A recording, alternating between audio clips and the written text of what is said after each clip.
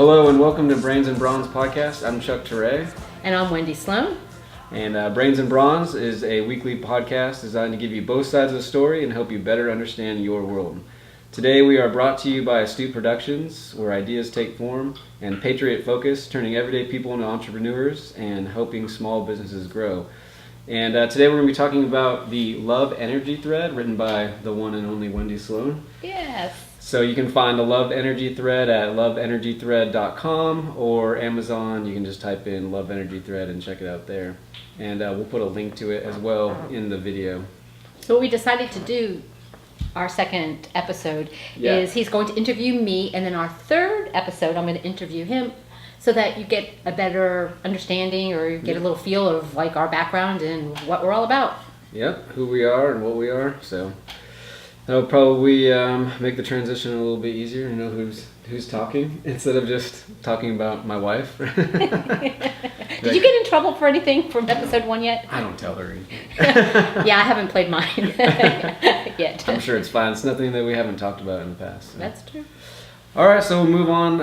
Why don't you tell us just the overall theme, a little bit about your book and what you were, like, what were you thinking of when you wrote it? What was what made you get the idea that I'm going to write this book? That's even a longer story, because when I was a kid, I knew I was going to write a book. Okay. But the book is called The Love Energy Thread, Connecting Self, Community, and Dimensions. And this is the first volume. This is all about self. Because I'm a healer. I'm a massage therapist. I'm a hypnotist. So there'll be more volumes down the road. Right. I'm working on the second one about community right now. Awesome.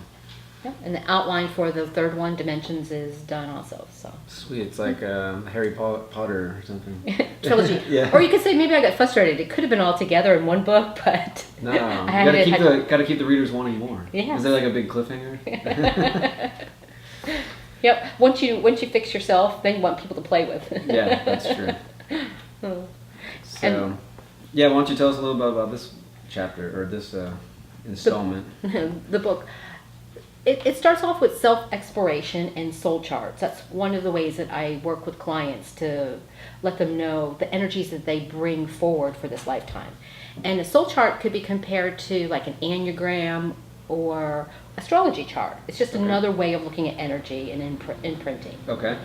And then next I write about healing, and a lot of times healing is because of things that have happened to us in our childhood. It could be from imprinting, from teachers, or it's not even your parents. Sometimes there are other caretakers that are forming our behaviors and our worldview as a child. And as a child, Teachers and friends and stuff. Friends, like that. yeah.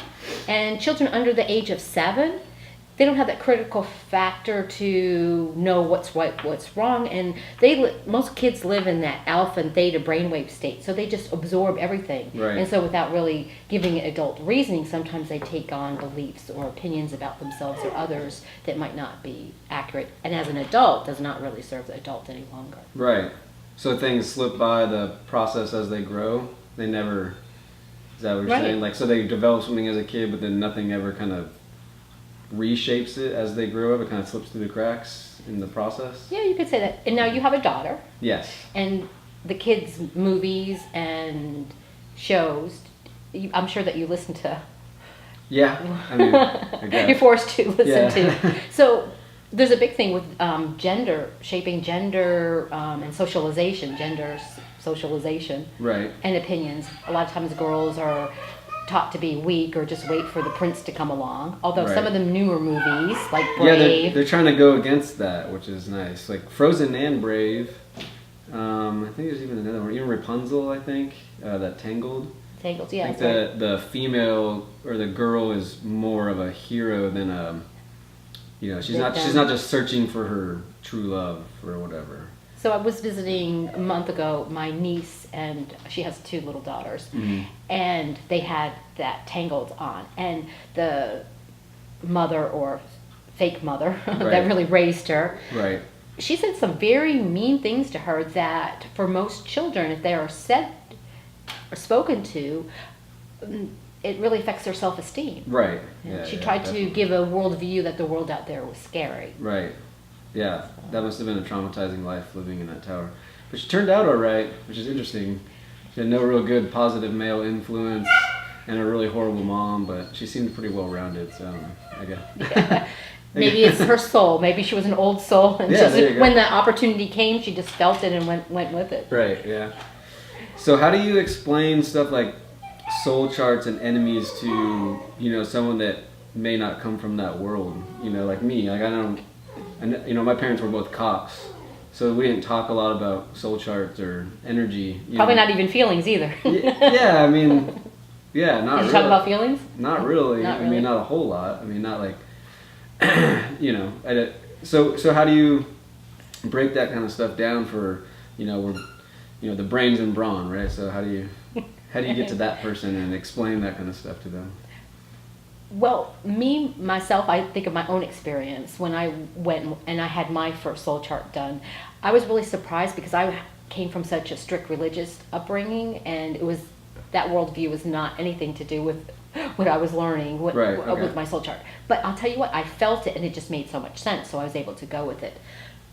But when I'm working with clients, if it's a baby soul or a young soul, then I know that probably they might not be that much into it. Mm-hmm. Usually mature and older souls are more spiritual in nature and grasp hold of it more. Right. So it really depends on the client. So people are in different categories, is what you're saying? Yes.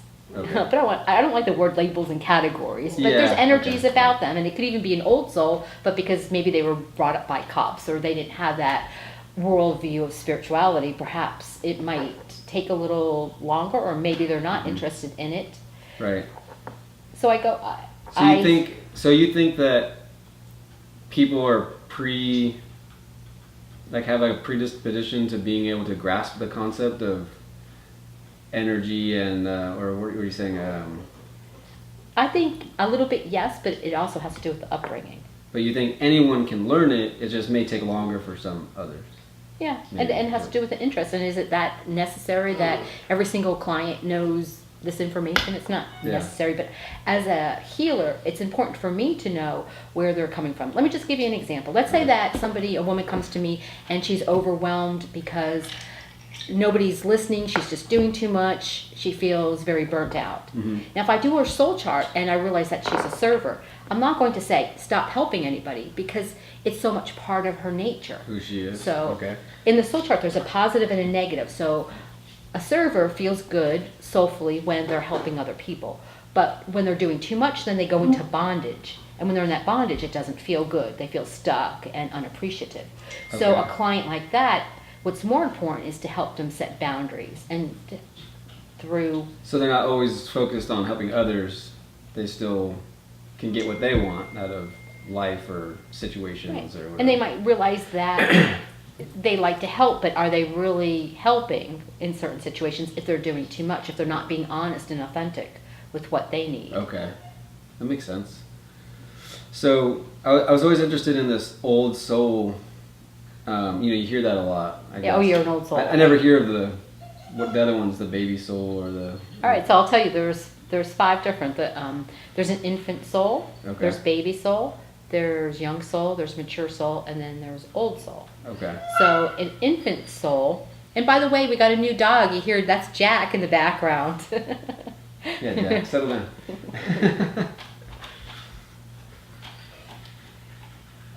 We're going to stop it here because Jack needs to use the restroom. All right. Okay, so we're back. We were talking about soul charts. Yes. So you're telling us about the different baby soul and child soul or what? Yeah. So there's the infant soul. Start all over. It's probably 14 minutes. There you go. So first we have an infant soul, we have a baby soul, a young soul, a mature soul, and an old soul. Okay. So infant souls are very spiritual in nature. You could say maybe like Aborigines or Eskimo, very in tune with Mother Earth. Mm-hmm. Baby soul, it's more about rules. You could say a soul that is attracted to professions that are very rigid. We could say that our institutions, religion, and governmental come out of that type of energy, the baby soul energy. All right. Young soul is more how things look. It's more about excitement, adrenaline. Mm-hmm. The person with the most toys win. Okay. And mature soul is more about how can we all get along. So you can even say, stepping back in South Florida where we live, it's very much a young soul. Okay. And we could say Yeah, that that makes sense. that as a human race, we're moving into that mature energy because there's a lot of us here on this planet, and we all need to figure out how we all can get along and cooperate with one another. Yeah. And because Understood. mature, right? And because mature souls, because they've had so many other lifetimes, that they're cleaning up some karma there as a Okay. mature soul. Oh, okay. And so those lifetimes can be very emotional in nature. And then the old soul, also very spiritual in nature. A lot of spiritual teachers come from our old souls. Oh, okay. But because they kind of been there, done that, a lot of old souls are also standoffish, or could be like hermits, because they don't want to participate in some of the foolishness that they Right. see. Okay. Make sense? Yeah. It's interesting. I was trying to like think about where I fit in on that when I was thinking about it. You're probably an old soul or a mature soul. I should do your soul chart.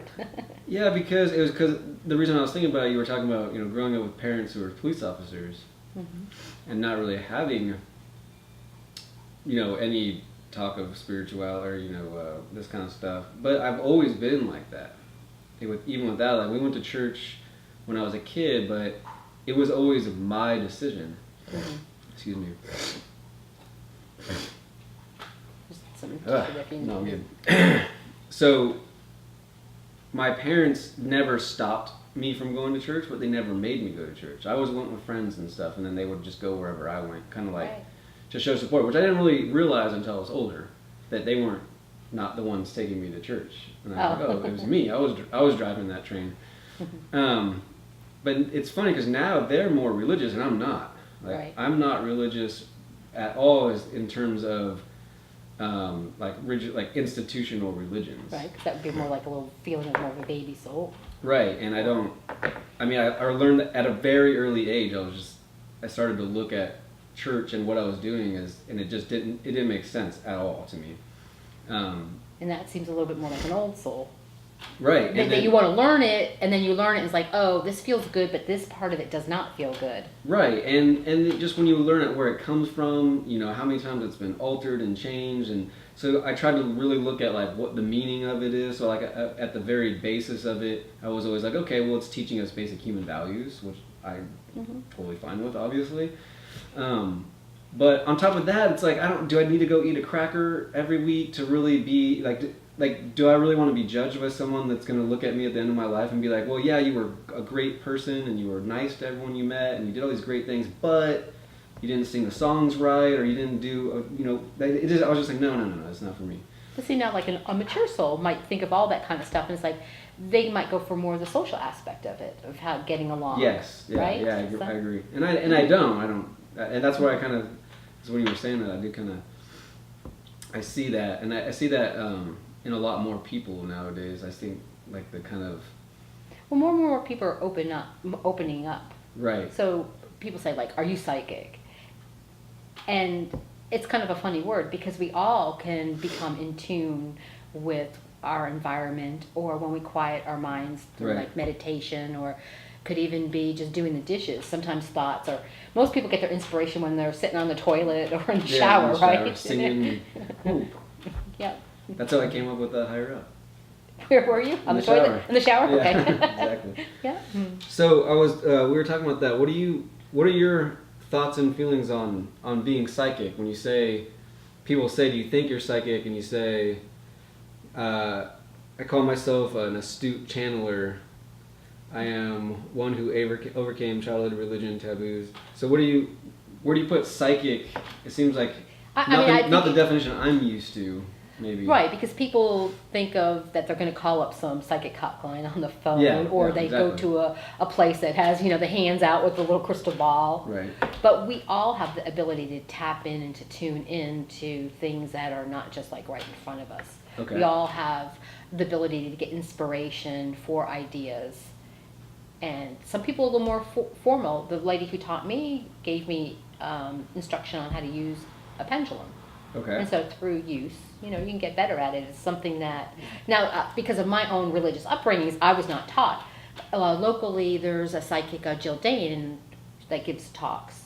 She participates in some of the formal shows that they have at the convention center. But I think she's like a third generation. So she was fostered into, as a young child, to do better. And I remember she said that she got in trouble, I think it was even in kindergarten, where she knew what the teacher was going to write on the board and she would say it out. Really? Yeah.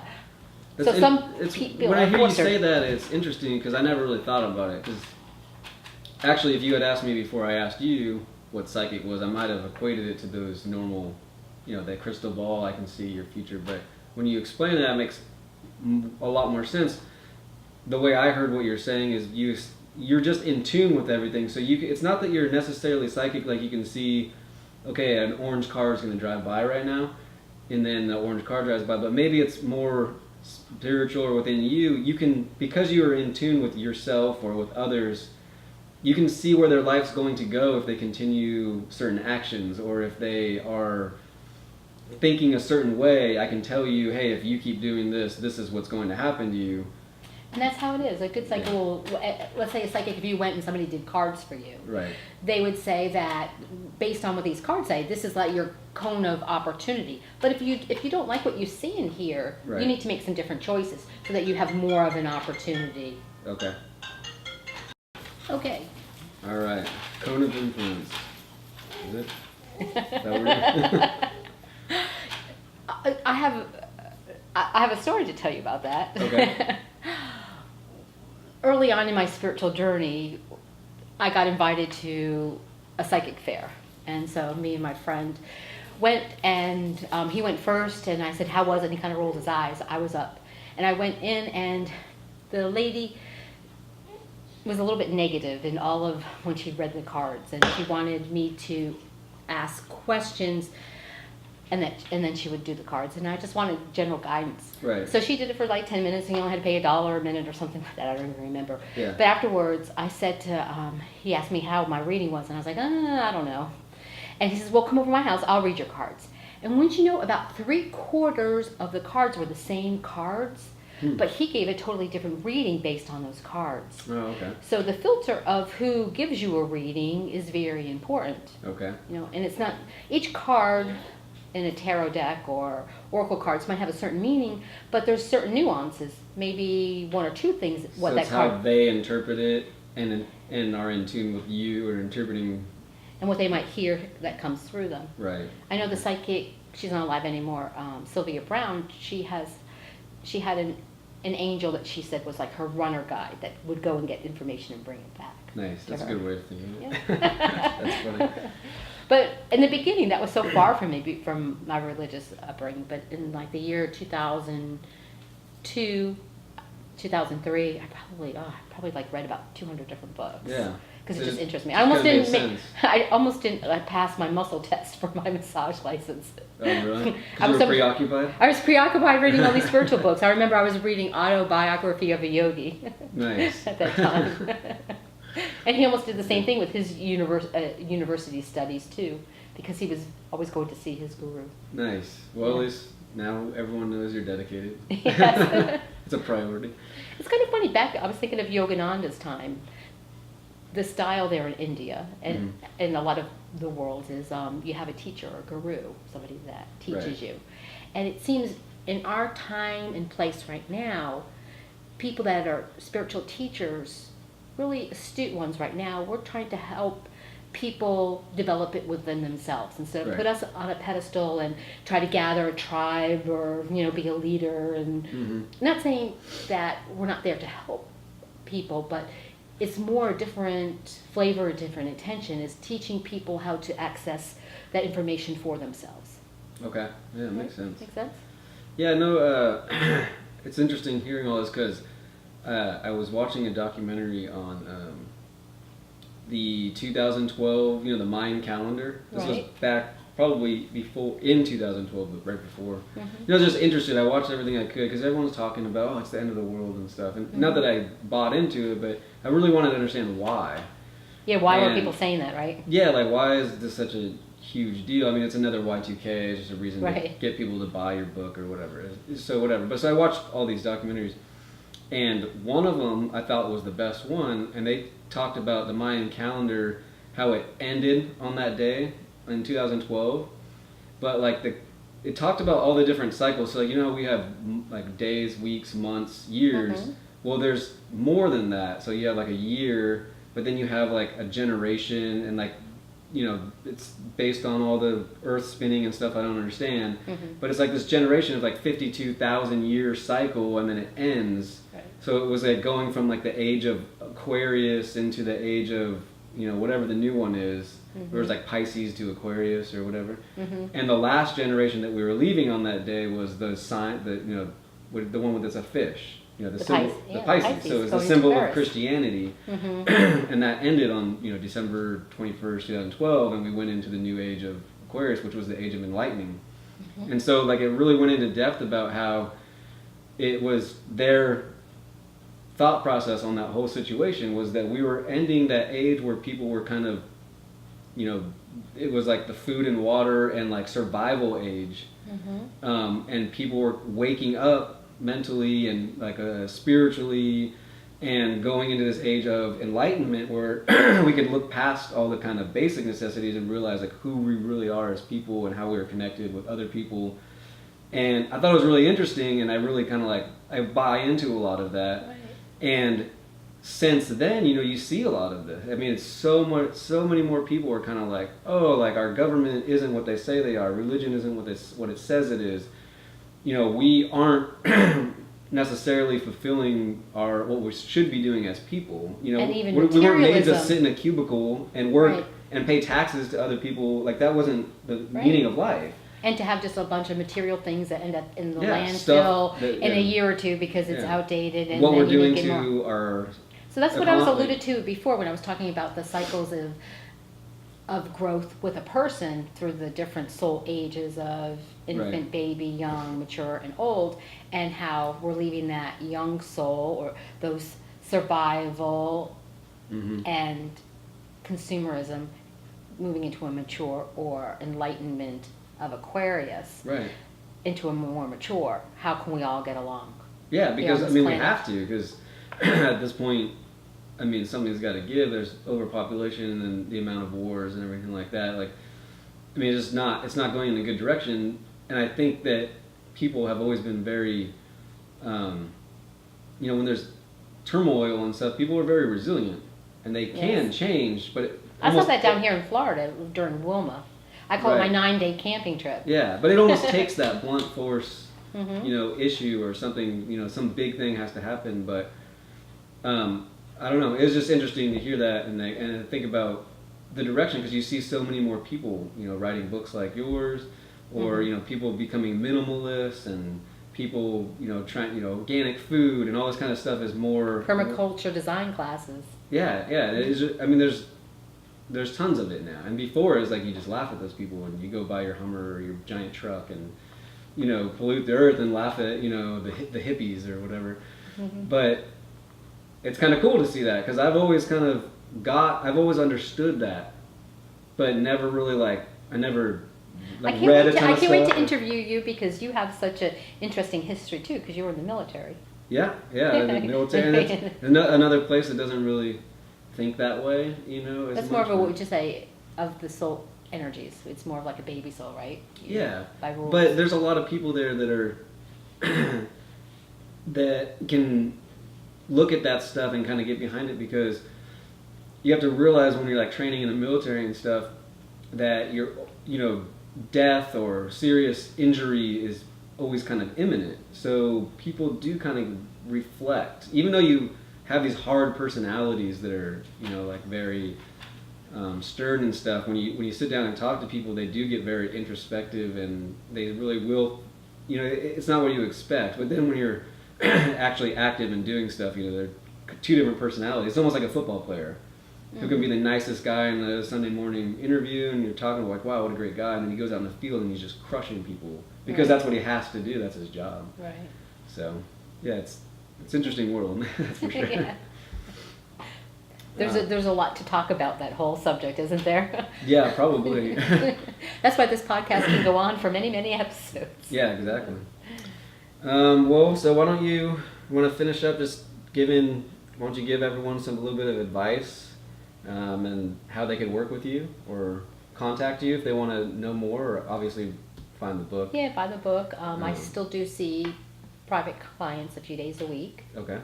And you can contact me through the loveenergythread.com or astuteproductions.com.